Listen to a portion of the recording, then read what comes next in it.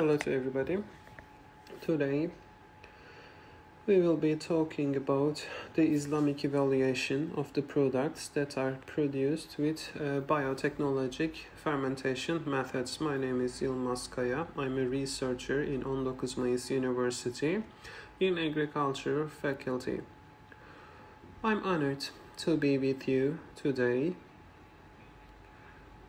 We will be discussing about our opinions and question marks about the fermentation. We'll be discussing the definition of biotechnological fermentation and the enzymes related to this process. After discussing the definitions and the methods and processes, we will be talking about their compliance with the Islamic rules.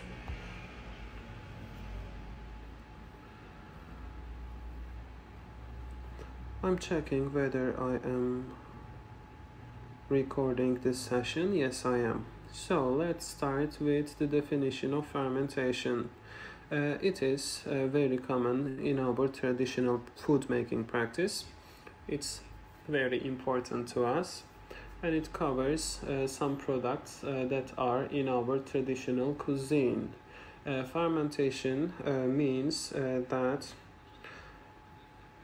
some natural ways or artificial cultures to create some bacteria and enzymes to create different products such as bacteria, yeasts and fungus are used for the fermentation process. In the Turkish society, we have some fermented products too. I think they are widely known to all of us, such as kefir, ayran, yogurt, boza, shalgam, kımız, etc. They are our traditional mainly drinks and cheeses, etc. are the fermented products that we eat. We can count many other fermented products to this list that I have just mentioned. So while making cheese or while making kefir or yogurt, etc., what's the fermentation process? What's the details of these processes? 1,000 years ago, when our ancestors were doing such products, they did not know about the enzymes included within this process. But due to the developing technology, we are able to understand the enzymes which serve as a catalysts of this chemical change in the product. So the enzymes take part in all and every phase of our lives. Let's say we are washing dishes. We can say the enzymes and not having enzymes is like the difference between washing the dishes with detergents or without detergents. Without enzymes, we cannot expect an accelerated chemical reaction. So the enzymes are the factor that the chemical reaction gains momentum. Let's say while we are eating something, let's say we are eating a sandwich. After we eat it, it is kept in our stomach, and thanks to the enzymes, it is digested in a fast manner. Without the enzymes, we would have waited for this one piece of sandwich to be digested in almost a year. Due to the enzymes, our body can degrade these food materials like sandwiches that we eat. When we take a look at the areas that the enzymes are used, we see a lot of diversified areas since they show catalytic activity in vitro conditions. They are used in different industrial areas. Of course, in the past we didn't used to do that. The world was not ready for that, but now we have the sufficient technology to use enzymes, and we can produce enzymes from bacteria. For example, the most popular one of the enzymes used is alpha amylase that we are popularly used, that we are frequently use them in our products because it's very popular in Anatolia and the Middle Eastern and Asian societies, which is bread, starch and bread uses alpha amylase a lot, and this enzyme is what makes bread soft. Normally, alpha amylase is present in the organs of the animals. Normally, you have to cut the animal and get the enzyme from their internal organs, but getting this enzyme from the animals is very difficult, and it's a very long process, but we still need these enzymes. Therefore, the human beings have developed technology in order to produce enzymes from bacteria in the laboratory's environment. Well, we can give many examples to this kind of enzymes that can be created from the bacteria. For example, the bacteria Bacillus has a lot of amylase enzyme, and we can get this enzyme from the Bacillus bacteria in a much easier and cheaper, in a much more convenient way.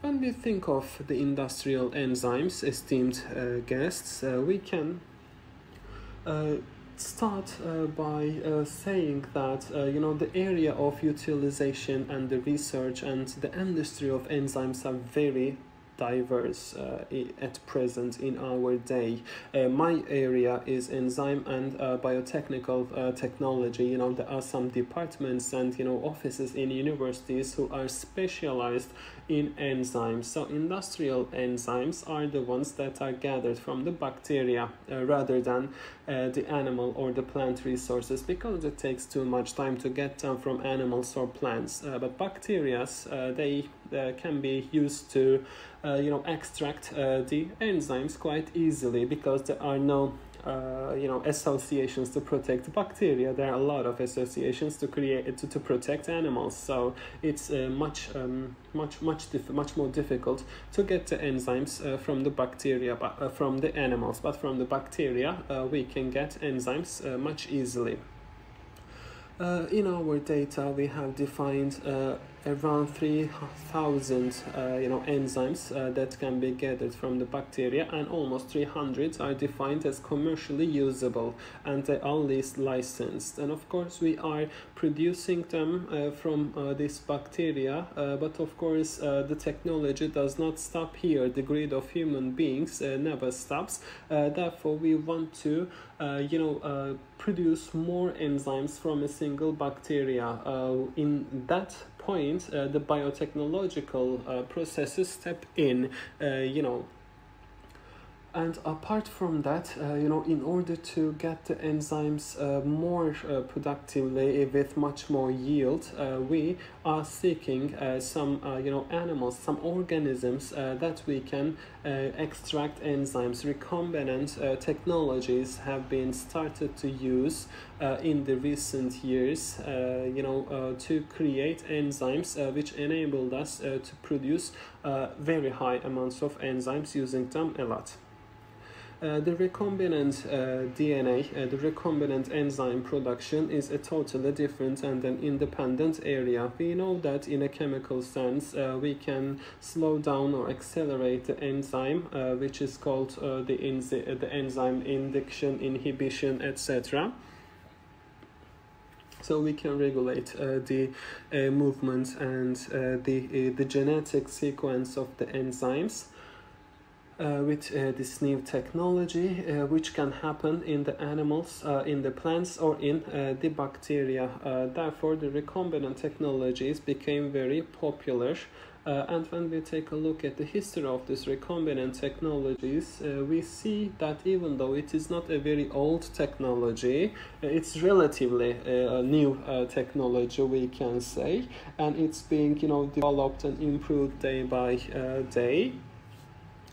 It's been used in the last decades. The inventor received a Nobel Prize. It was very important and popular in the world, and there were some research about the recombinant technologies. In 1992, the USDA approved the first GMO crop, the flower sour tomato. But when we came to 2021, we see that the GMO tomatoes made with CRISPR become commercially available in Japan, that are produced with recombinant technologies. Of course, we have some pineapples, the GMO pineapples, and so on. All approved by FDA. We see the pig, the GMO pig, which received an approval from the US FDA as well. But we always say that we have to keep away from the doubts. Nobody would like to eat, a pig, even when the genes of this pig is altered. So we have to think about it. We cannot be sure. Pig has no doubt, and we never think of eating a pig. But what about genetically altered pig? Is it safe to eat that? So this is the question. But what about the enzymes that are produced with recombinant technologies from the pig itself? So this is a big question mark, and in this research we never say anything about producing enzymes from the animals, from the bacteria. We only talk about the animals in this. Here in this page we see some plant research, and we see the cotton, soy, peas, sweet corn, some zucchinis and canola, etc. That are produced with enzymes that are produced with recombinant enzyme production. So we never normally think about some critical way of thinking about that, but when we take a closer look at that, we, with a simple technology, we can create enzymes in the recombinant technology. When there is a bacteria, one is chromosomes, the DNAs, and the other thing is the plasmid. That's the circular thing that you can see in the center of the page. So this plasmid DNA is cut and reconstructed very slightly, and the enzyme is extracted from that. For example, we take the insulin gene from a human, and we take this insulin gene and we transfer it to plasmid, and with ligation, when this ligation is completed, we call it a recombinant plasmid, and when we transfer it to the bacteria, we call it the recombinant cell. And when we produce an enzyme from this plasmid, we call it a recombinant enzyme production, because it is an enzyme produced using recombinant technologies. It is totally artificial, and naturally it is impossible to create such a protein,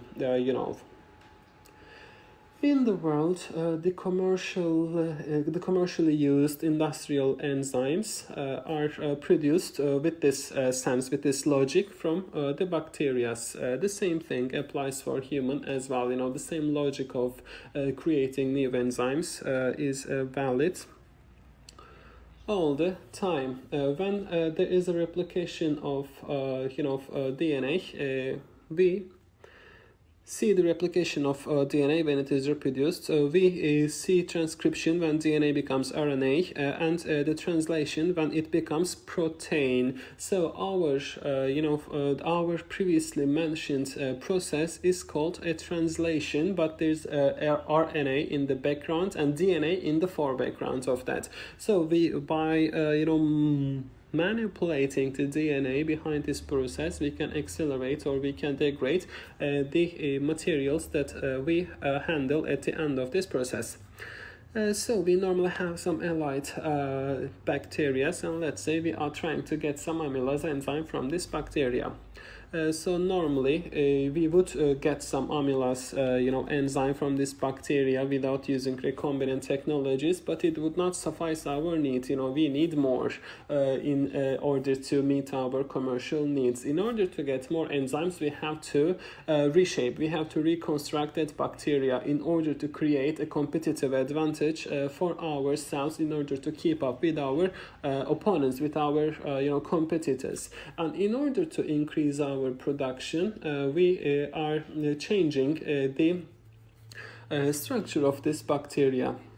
And by using the recombinant DNA technologies, we get, for example, the cannula. This is the cannula plant, which is like the green one over here, and by changing its genetics, by the way, it is like a unique plant, and by changing its genetics, we can get some unique enzymes. It is a unique plant, and it is like it has many benefits. I participated to a symposium in the past, and it was about the benefits of this cannula plant, and it was amazing. So from cannula we can transmit some RNA from rye, from animals, from cows, oxes, and from other plants as well. We can get the bacteria, and we can get the enzyme from that bacteria. Alright, apart from that, the things we can do are to, for example, take some genes from human in order to get this bacteria. We can get some nicer enzymes without any problems of purification, etc. So we have options with recombinant technologies. Leaving all of them aside, let's talk about synthetic biology. So we may not be able to in the future be dependent on these kind of organic resources. We may be able to write a code that would emit a better enzyme that would create much better uses in the future. After writing this code, we can synthesize some genes, and then we can transfer this gene to this bacteria, which is again the field of study of recombinant technologies. So not one of them, but all of them are in the scope of recombinant technologies.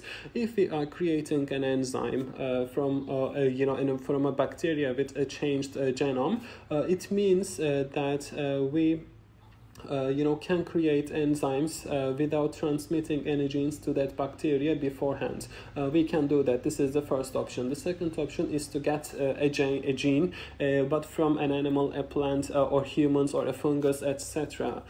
Or a third option we have with the production of the latest modern technology, we can synthesize this enzyme as a product of the synthetic biology. This is the first. This is the unique, concept in the world. And as a result of that, we can have such genes, and we can come up with such microorganisms. So we call them as the recombinant DNA technologies, or recombinant enzyme production. There are some research about that phenomenon. As you can see on the screen, they are very much preferred. Let's say that in our processes of production, when we talk about the essential steps of production, there are a lot of processes, and there are a lot of criteria about that. When we talk about the halal bioproduction, there are a lot of scholars, Islamic scholars, who evaluate that issue. We have to know, while we are evaluating it, that this is a multidisciplinary issue. It has biology on one side, food in the other side, biotechnology, engineering, genetic engineering, etc.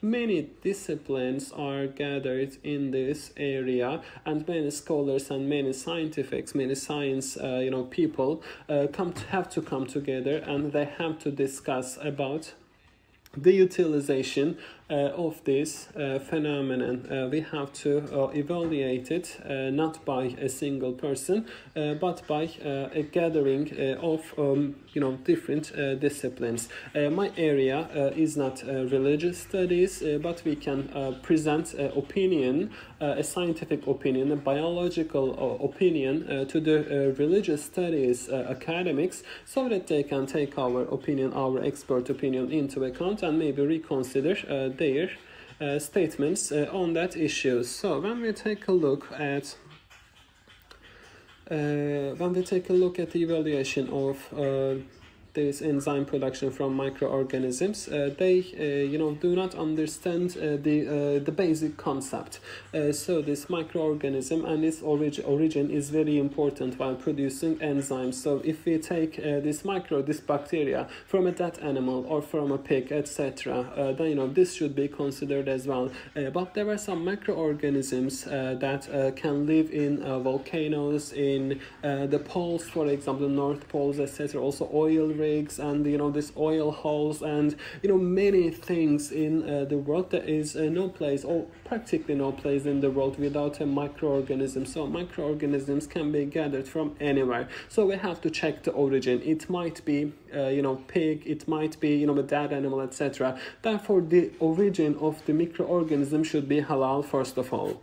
And also the growth environment of a microorganism. Normally this is our culture environment in our labs, so this is totally allowed, but we have to take a look at the environment that would allow the microorganism to grow and to blossom. This is, by the way, the microscopic image. This is not a something that we can see with the eye.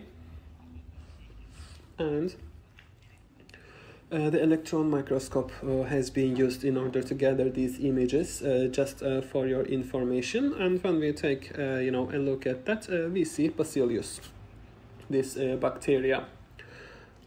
And we have received that microorganisms from one lake and the Salt Lake in Anatolia. And we isolate it with with multiple purposes. So if we are to produce enzymes, we have to take a look at the origin of the microorganisms and also the environment in which the microorganism is reproduced and blossoms. They both need to be very clean. The packaging and labeling are the other processes after fermentation. Of course, we have to pay attention to proper labeling. We have to mention that it's halal, and we have to pay attention to the processes which are very important. That require specific attention.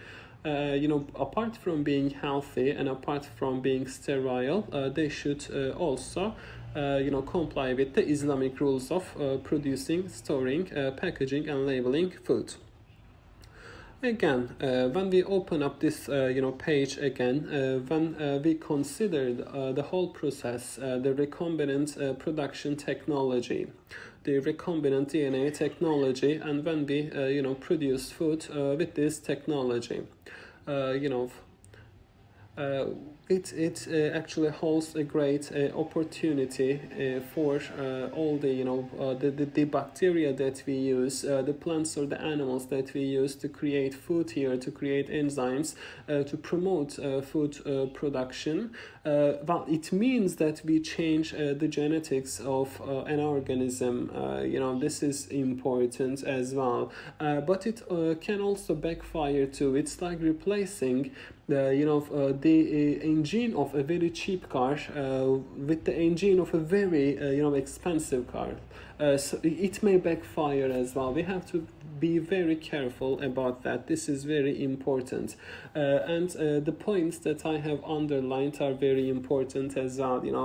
It is okay to use this technology, but the origin, the growing environment are very important to know. And if there's a transformation in the gene, we have to know how this transformation occurred and what bacteria are used, where they were gathered from, whether they are synthetic or whether they are animal resources, etc. We have to know that, and they are very difficult to know actually. They are the important things that we have to follow. Because when we are talking about the bacteria, when we are talking about the recombinant technology, it's almost impossible to make a retrospective follow-up. Therefore we have to know which microorganisms are used to create the enzyme in the production stage. If we do not know, if we are not told the origin of the microorganism, we cannot be sure afterwards. Alpha-aminase enzyme. At the beginning of the presentation, we said that it's available in the internal organs of the animals, but with Bacillus bacteria, it should be infused with the gene of this enzyme, and it's important where we get this gene from. But if it's the cow, if it's cattle, then it's okay for us. It is clean, but only if we cut it, they are clean. If some non-Muslim person slaughters the cattle, they may not be clean as well, so we have to think about that too. Other than that, I will not be able to present you any solutions, because we have to, in order to make a statement whether it is Islamically correct to consume these products, we have to be multidisciplinary. We have to approach it in a multidisciplinary way. There are a lot of studies and research ongoing in the world about the halal status of recombinant DNA production, and we have to take them all into account. We have to read them. The biosecurity is very important. Biosafety is very important for us. Maybe if it wasn't for the COVID-19, we wouldn't have such a concern, but now this is very important and prioritized as well. So we have to know the genetically mutated bacteria, and we have to think about the consequences to understand what will happen if we just release them to nature, if we release them free to the world, whether it will create any catastrophe or not. All right, as the conclusion, when we add all of the things we have talked so far, when we add them up all together, we see that the materials that are normally harmful for the human health, the ones that they increase the quality of this product, does not make the higher quality, does not make the utilization of harmful genes acceptable in the eyes of Islam. Or